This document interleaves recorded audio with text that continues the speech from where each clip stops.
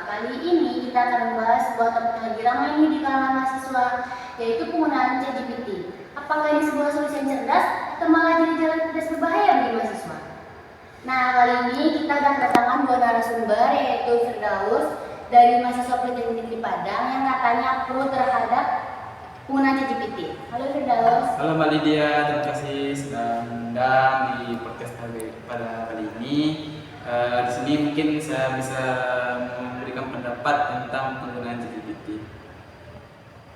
Dan yang kedua ada Roni yang mahasiswa Politeknik Negeri Padang juga yang kontra terhadap penggunaan ChatGPT bagi mahasiswa. Halo teman-teman, terima kasih Mbak Lydia sudah mengundang saya di podcast kali ini. Saya akan mencoba memberikan beberapa pendapat tentang penggunaan ChatGPT. Nah, tanpa berlama-lama langsung aja nih kita tanya ke Firdaus yang katanya pro terhadap penggunaan ChatGPT bagi mahasiswa. Menurut Firdaus, apa manfaat ChatGPT bagi pengguna mahasiswa? Jujur, kalau saya sendiri, kalau ChatGPT itu sangat membantu bagi mahasiswa dalam mengerjakan tugas dan beberapa hal-hal lainnya.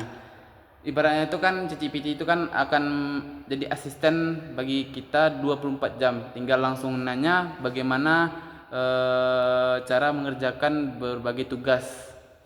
Nah, kepada Roni, apakah kamu memiliki pandangan yang berbeda terhadap ChatGPT bagi mahasiswa?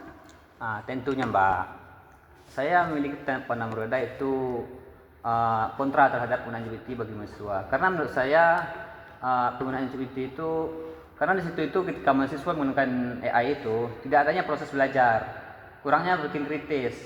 Situlah saya tidak setuju dengan pendapatnya yang mana ketika kita mencari sesuatu itu tinggal di searching keluar hasilnya. Itu mahasiswa itu sering mengcopy paste langsung dapat jawabannya langsung dikirimkan untuk jadikan jawabannya. Situ itu menurut saya itu mahasiswa itu kurangnya pikiran itu kritis. Nah itulah menurut saya kenapa saya kontra terhadap penggunaan ChatGPT bagi mahasiswa, Mbak. Itu, Mbak. Nah, menarik nih. Kalau soal etika, bagaimana ChatGPT itu bisa dibilang curang untuk tugas? Kalau menurut saya ya, kalau ChatGPT itu digunakan baik dan benar, justru itu bisa mendidik bagi mahasiswa. Jadi gini nih, kalau kita meminta GPT itu menjadikan teori dan kita merangkumnya dengan bahasa kita sendiri, itu bisa sebagai inti cara menggunakan GPT itu dengan baik dan benar gitu loh. Nah jadi begini Mbak, banyak mahasiswa sekarang itu hanya menggunakan GPT itu untuk menulis langsung tanpa adanya olah pikiran.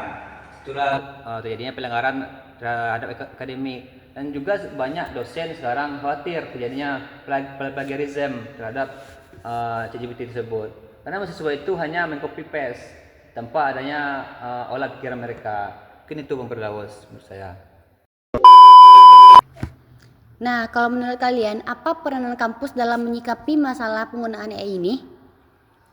Jujur, kita tuh harus bisa gini ya.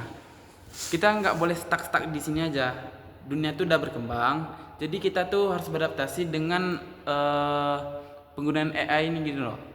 Dari segi penggunaan kita tuh harus berkembang dalam hal media dan internet, karena disitulah proses penggunaan dari AI tersebut.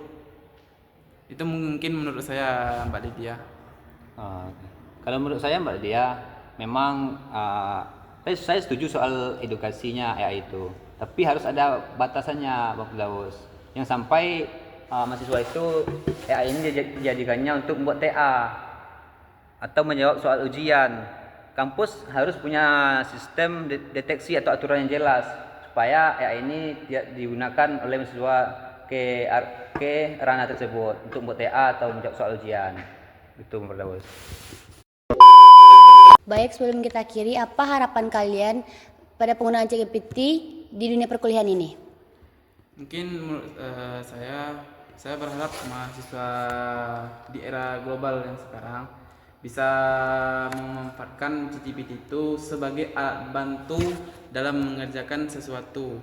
sebagai asisten kedua dalam pembelajaran di era modern yang sekarang. Saya harap bisa digunakan baik dan bijak dalam penggunaan ChatGPT. Bagaimana menurut Roni? Saya harap kesadaran etika makin ditanamkan, Mbak. Karena teknologi boleh maju, tapi integritas kampus harus tetap dijaga. Karena realita yang kita lihat di kampus itu, mahasiswa itu banyak menggunakan AI ChatGPT ini dalam pembuatan TA atau menjawab soal ujian, tanpa adanya proses pembelajaran yang kritis. Kan begitu, Mbak. Wah, keren banget ya pembahasan kita hari ini. Terima kasih kepada Firdaus Roni atas pendapat yang kalian berikan tentang penggunaan ChatGPT di masa perkuliahan ini. Semoga opini yang kalian berikan bisa menjadi membangun kesadaran di masa depan bagi mahasiswa yang lain. Gimana teman-teman pendengar? Apakah ada pendapat yang lain? Tulis di kolom komentar ya.